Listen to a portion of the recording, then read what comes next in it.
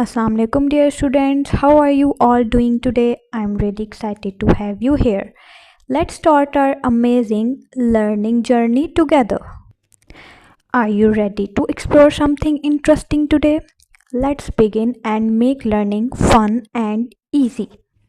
This is the lecture for class 3 subject mathematics. We are doing some sums on the book. Book पे हम लोग इसके कुछ questions करने लगे हैं. बुक का पेज नंबर 7 है ये. इसका क्वेश्चन है read and write up to 999 in numerals and in words. हमने इन नंबर्स को पढ़ना है और इनको हमने नंबर्स में लिखना है, वर्ड्स में लिखना है. पहला हमारे पास है 100, उन्होंने एग्जाम्पल दिया हुआ है हमें. अब नेक्स्ट हमारे पास इसके आगे सम है 110, तो हम इसको वर्ड्स में लिखेंगे 110.